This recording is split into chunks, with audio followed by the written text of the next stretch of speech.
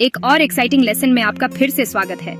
आज हम chapter 2 control and coordination की एक फैसिनेटिंग एक्सप्लोरेशन शुरू कर रहे हैं। उन जटिल मैकेनिज्म्स को जानने के लिए तैयार हो जाइए जो ये कंट्रोल करते हैं कि लिविंग ऑर्गेनिजम्स कैसे काम करते हैं और अपने आसपास की चीजों के साथ कैसे इंटरैक्ट करते हैं। Title card, control and coordination. क्या आपने कभी सोचा है कि आप किसी गर्म चीज से अपना हाथ तुरंत कैसे पीछे खींच लेते हैं? ये इतनी तेजी से होता है कि बिना सोचे समझे ही हो जाता है। ऐसा कैसे पॉसिबल है? या कोई पौधा जिसमें दिमाग नहीं होता, वो सूरज की रोशनी की तरफ कैसे झुक जाता है? फोटोसिंथेसिस के लिए अपनी सूरज की रोशनी को कैसे मैक्सिमाइज करता है? स्टिमुली पर रिस्पॉन्ड करने की यह एबिलिटी, चाहे वह अचानक आया कोई खतरा हो या एनवायरनमेंट में एक छोटा सा बदलाव, जीवन की एक खासियत है। ये ऑर्गेनिजम्स को जिंदा रहने और ग्रो करने में हेल्प करता है। इस चैप्टर में हम जानेंगे कि एनिमल्स और प्लांट्स अपनी एक्टिविटीज को कैसे कोऑर्डिनेट करते हैं, अपने अपने एनवायरनमेंट में जिंदा रहने के लिए कॉम्प्लेक्स रिस्पॉन्स को कैसे ऑर्गेनाइज करते हैं। हम बायोलॉजिकल कम्युनिकेशन और कंट्रोल के फैसिनेटिंग वर्ल्ड के बारे में जानेंगे। हमारी बॉडीज इस कोऑर्डिनेशन को अचीव करने के लिए दो मेन सिस्टम्स पर डिपेंड करती हैं। पहला, नर्वस सिस्टम, जो तेज इलेक्ट्रिकल सिग्नल्स का यूज करता है, छोटी बिजली की तरह, जो पूरी बॉडी में तेजी से इंफॉर्मेशन भेजता है। और दूसरा, एंडोक्राइन सिस्टम, जो हार्मोन्स नाम के स्लो केमिकल मैसेंजर्स का यूज करता है, जो ब्लड स्ट्रीम से होते हुए अपनी टारगेट सेल्स तक पहुंचते हैं। ये सिस्टम्स रिफ्लेक्सेस से लेकर हर चीज को कंट्रोल करने के लिए परफेक्ट हार्मनी में एक साथ काम करते हैं। ये ऑटोमेटिक रिस्पॉन्स जो हमें नुकसान से बचाते हैं, ग्रोथ तक, डेवलपमेंट की ग्रेजुअल और कॉम्प्लेक्स प्रोसेस जो हमें बचपन से बड़े होने तक शेप देती है। हम जानेंगे कि नर्व सेल्स, नर्वस सिस्टम की फंडामेंटल यूनिट्स, मैसेज कैसे भेजती है। हमारा ब्रेन, जो हमारी बॉडीज का कंट्रोल सेंटर है, इंफॉर्मेशन को कैसे प्रोसेस करता है, हमारे आसपास की दुनिया को कैसे समझता है। और रिफ्लेक्स एक्शन, वो तेज और इनवॉलंटरी रिस्पॉन्स हमें खतरे से कैसे बचाते हैं, अक्सर इससे पहले कि हमें उसका पता भी चले। प्लांट्स, भले ही उनमें नर्व्स नहीं होती, फिर भी लाइट पर रिस्पॉन्ड करने के लिए हार्मोन्स का यूज करते हैं, जिससे ये एंश्योर होता है कि वे जिंदा रहने के लिए जरूरी एनर्जी को कैप्चर कर सकें। ग्रेविटी, जो उनकी रूट्स को नीचे की ओर गाइड करती है ताकि वे पानी और न्यूट्रिएंट्स ढूंढ सकें। और टच, जो उन्हें चढ़ने और अपना बचाव करने में हेल्प करता है। जैसे सनफ्लावर सूरज की तरफ मुड़ते हैं, ये एक सुंदर एग्जाम्पल है कि कैसे प्लांट्स हार्मोनल कंट्रोल के जरिए अपनी ग्रोथ को ऑप्टिमाइज करते हैं। और रूट्स नीचे की तरफ बढ़ती हैं, प्लांट को एंकर करती हैं और जरूरी रिसोर्सेज तक पहुंच प्रोवाइड करती है। इस चैप्टर के एंड तक आप देखेंगे कि कैसे सभी लिविंग थिंग्स, सबसे छोटे बैक्टीरिया से लेकर सबसे कॉम्प्लेक्स एनिमल्स तक, अपने एनवायरनमेंट के साथ फाइनली ट्यून्ड हैं, लगातार एडजस्ट कर रहे हैं और उन्हें मिलने वाले चैलेंजेस पर रिस्पॉन्ड कर रहे हैं। आइए जीवन के रहस्यों में अपनी जर्नी शुरू करें, कंट्रोल और कोऑर्डिनेशन के रहस्यों को जानें। रेडी? चलिए शुरू करते हैं। बायोलॉजिकल कंट्रोल की इनक्रेडिबल दुनिया में सरप्राइज होने के लिए तैयार हो जाइए। नर्वस सिस्टम हमारे शरीर का हाई स्पीड कम्युनिकेशन नेटवर्क है। इसे एक इंट्रिकेट वायरिंग की तरह समझो जो आपके हर हिस्से को जोड़ता है, जिससे इंस्टेंट कम्युनिकेशन और कोऑर्डिनेशन होता है। यही वजह है कि आप अपनी तरफ फेंकी गई गेंद पर रिएक्ट कर पाते हैं, सूरज की गर्मी महसूस कर पाते हैं और अभी मैं जो शब्द बोल रहा हूँ उन्हें भी समझ पाते हैं। ये न्यूरॉन्स से बना है, स्पेशलाइज्ड सेल्स जो इलेक्ट्रिकल इम्पल्सेस ट्रांसमिट करते हैं। ये न्यूरॉन्स नर्वस सिस्टम की फंडामेंटल यूनिट्स हैं जो टाइनी मैसेंजर्स की तरह लगातार इंफॉर्मेशन रिले करते हैं। वे इलेक्ट्रोकेमिकल सिग्नल्स के जरिए एक दूसरे से कम्युनिकेट करते हैं, जिससे कॉम्प्लेक्स पाथवेज बनते हैं जो रैपिड और प्रिसाइज रिस्पॉन्सेज देते हैं। नर्वस सिस्टम इंफॉर्मेशन रिसीव करता है, उसे प्रोसेस करता है और लगभग तुरंत रिस्पॉन्सेज ट्रिगर करता है।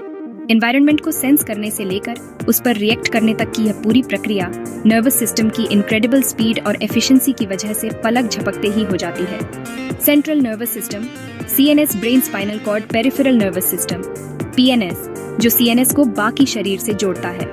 यह एक क्रूशियल लिंक के रूप में काम करता है।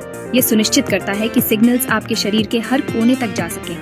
हमारे सेंस ऑर्गन्स में मौजूद रिसेप्टर्स चेंजेस को डिटेक्ट करते हैं, लाइट, साउंड, हीट और CNS को सिग्नल्स भेजते हैं। इन सिग्नल्स को फिर इंटरप्रेट किया जाता है, जिससे हम अपने आसपास की दुनिया को समझ पाते हैं और उसके साथ इंटरैक्ट कर पाते हैं। CNS इन सिग्नल्स को प्रोसेस करता है और PNS के जरिए इफेक्टर्स को कमांड्स भेजता है।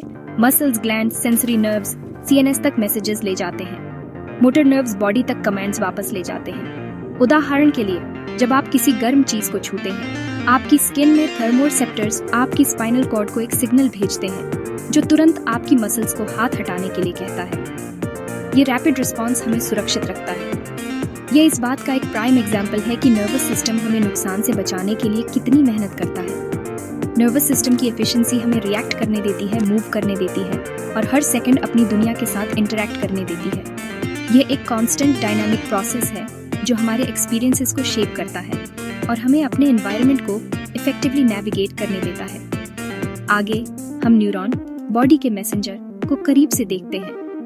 वह यूनिक स्ट्रक्चर देखें जो फास्ट कम्युनिकेशन को संभव बनाता है। न्यूरॉन का हर हिस्सा सिग्नल्स को एफिशिएंटली और एक्यूरेटली ट्रांसमिट करने में एक वाइटल रोल निभाता है। Quick recap, CNS, PNS, receptors, effectors. अब देखते हैं कि एक सिंगल नर्व सेल कैसे काम करती है। न्यूरॉन नर्वस सिस्टम की बेसिक यूनिट है। इसे तेजी से सिग्नल्स भेजने के लिए डिजाइन किया गया है। इसके 3 मेन पार्ट्स हैं। Cell body dendrites, axon dendrites दूसरी सेल्स से सिग्नल्स लेते हैं। सेल बॉडी उन्हें प्रोसेस करती है। एक्सॉन इम्पल्सेस को दूसरे न्यूरॉन्स और मसल्स तक ले जाता है। कई एक्सॉन एक माइलिन शीट से इंसुलेटेड होते हैं जिससे सिग्नल ट्रांसमिशन तेज हो जाता है। आखिर में एक्सॉन टर्मिनल्स अगली सेल से एक सिनेप्स पर कनेक्ट होते हैं जो एक छोटा गैप है।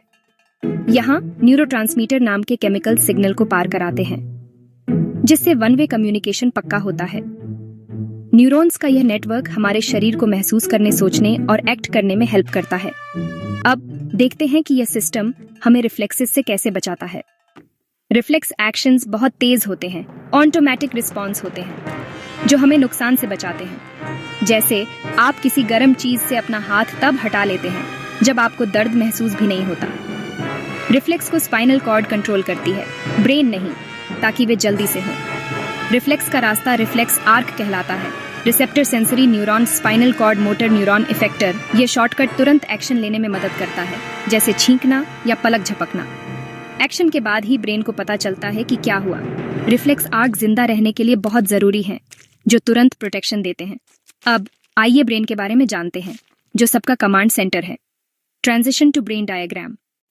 ह्यूमन ब्रेन बायोलॉजिकल इंजीनियरिंग का एक कमाल, हमारा सबसे कॉम्प्लेक्स ऑर्गन है। ये इंट्रिकेट कनेक्शन और स्पेशलाइज्ड रीजन्स का एक फैसिनेटिंग लैंडस्केप है जो सब हार्मनी में काम करते हैं। ये मेन कमांड और कंट्रोल सेंटर की तरह काम करता है जो हमारी हर चीज को ऑर्केस्ट्रेट करता है। ये कीमती ऑर्गन स्कल से सेफली प्रोटेक्टेड रहता है जो हमारी बॉडी का नेचुरल हेलमेट है। ये सेरेब्रोस्पाइनल फ्लूइड से भी कुशन्ड होता है, एक क्लियर वाटरी सब्सटेंस जो शॉक अब्जॉर्बर की तरह काम करता है और इसे चोट से बचाता है। सबसे सिंपल थॉट से लेकर सबसे कॉम्प्लेक्स मूवमेंट तक ये सब कुछ मैनेज करता है।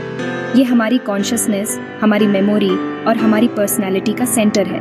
ब्रेन को इसकी कम्प्लेक्सिटी में 3 मुख्य रीजन्स में डिवाइड किया जा सकता है। फोरब्रेन, जो ब्रेन का सबसे बड़ा पार्ट है। मिड ब्रेन, एक वाइटल रिले सेंटर, और हिंड ब्रेन जो स्पाइनल कॉर्ड से कनेक्ट होता है।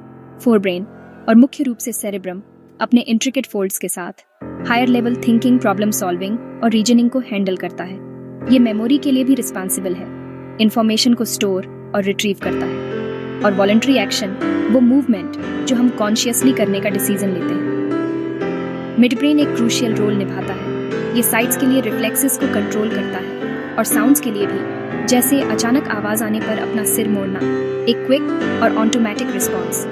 हिंड ब्रेन एक क्रिटिकल एरिया है। इसमें सेरिबैलम शामिल है जो बैलेंस को कोऑर्डिनेट करने के लिए एसेंशियल है, हमें सीधा और स्थिर रखता है। ये मूवमेंट को रिफाइन करने में भी हेल्प करता है, हमारे एक्शन को स्मूथ और प्रिसाइज बनाता है। और मेडुला, जो वाइटल इनवॉलंटरी एक्शन को कंट्रोल करता है, जैसे कि हार्ट बीट, हमें बिना सोचे भी जिंदा रखता है। और ब्रीदिंग हमारी बॉडी को ऑक्सीजन की लगातार सप्लाई सुनिश्चित करता है। हर रीजन की स्पेशलाइज्ड भूमिकाएं होती हैं जो अपनी यूनिक एक्सपर्टीज कंट्रीब्यूट करती हैं, लेकिन ये उनका सीमलेस कोलैबोरेशन है, एक साथ काम करना, जो स्मूथ और एफिशिएंट फंक्शनिंग की परमिशन देता है। ब्रेन का इंट्रिकेट स्ट्रक्चर अपने कैरेक्टरिस्टिक फोल्ड्स और ग्रुप्स के साथ इसकी सरफेस एरिया को मैक्सिमाइज करता है और इस तरह इसकी प्रोसेसिंग पावर को भी। ब्रेन के पूरी तरह से कमांड में होने के साथ आइए हम अपना फोकस शिफ्ट करें और देखें कि प्लांट्स अपनी एक्टिविटीज को कैसे कोऑर्डिनेट करते हैं, भले ही उनके पास ब्रेन ना हो। Cut to plant movements. Plants central nervous system की कमी के बावजूद अपने एनवायरनमेंट पर रेस्पॉन्ड करने के अपने यूनिक और फैसिनेटिंग तरीके रखते हैं। Transition to plant responses. Plants में नर्व्स नहीं होती, पर वे फिर भी अपने एनवायरनमेंट पर रिएक्ट करते हैं ग्रोथ मूवमेंट्स के जरिए। ट्रॉपिक मूवमेंट्स डायरेक्शनल होते हैं। शूट्स का लाइट की ओर बढ़ना फोटोट्रोपिज्म और रूट्स का नीचे की ओर बढ़ना जियोट्रोपिज्म। ये फाइटोहॉर्मोन्स से कंट्रोल होते हैं, खास तौर से ऑक्सिन से। ऑक्सिन शूट के शैडी साइड पर जमा होता है, इसलिए शूट लाइट की ओर झुक जाता है। दूसरे ट्रोपिज्म में हाइड्रोट्रोपिज्म और कीमोट्रोपिज्म केमिकल्स की ओर शामिल है। नेस्टिक मूवमेंट्स नॉन डायरेक्शनल होते हैं, जैसे मिमोसा के पत्तों का छूने पर तेजी से मुड़ना। ये मूवमेंट्स अक्सर तेज होते हैं और ग्रोथ से रिलेटेड नहीं होते। प्लांट्स भले ही अपनी जगह जमे हों, अपने आसपास के माहौल पर बहुत रिएक्ट करते हैं। अब आइए बॉडी के केमिकल मैसेंजर्स एंडोक्राइन सिस्टम को देखते हैं।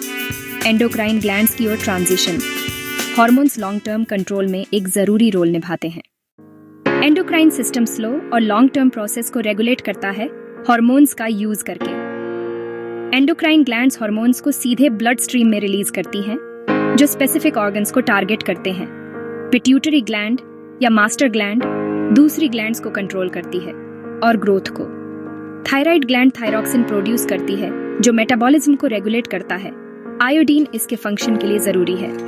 एड्रेनल ग्लैंड्स एड्रेनालिन सीक्रेट करती हैं, बॉडी को इमरजेंसी के लिए तैयार करती है, फाइट या फ्लाइट। पैंक्रियास इंसुलिन प्रोड्यूस करता है और ग्लूकागन ब्लड शुगर को कंट्रोल करने के लिए इंसुलिन की कमी से डायबिटीज होती है। टेस्टिस सेक्स हार्मोन्स प्रोड्यूस करती है। ओवरीज सेक्स हार्मोन्स प्रोड्यूस करती हैं, जो प्यूबर्टी और रिप्रोडक्शन गाइड करते हैं। हर हार्मोन का एक स्पेसिफिक रोल होता है, बॉडी के बैलेंस और डेवलपमेंट को एंश्योर करते हुए। एक साथ नर्वस और एंडोक्राइन सिस्टम हमें जिंदा और अडेप्टेबल रखते हैं। यही है कंट्रोल और कोऑर्डिनेशन, लाइफ का सर्वाइवल सीक्रेट।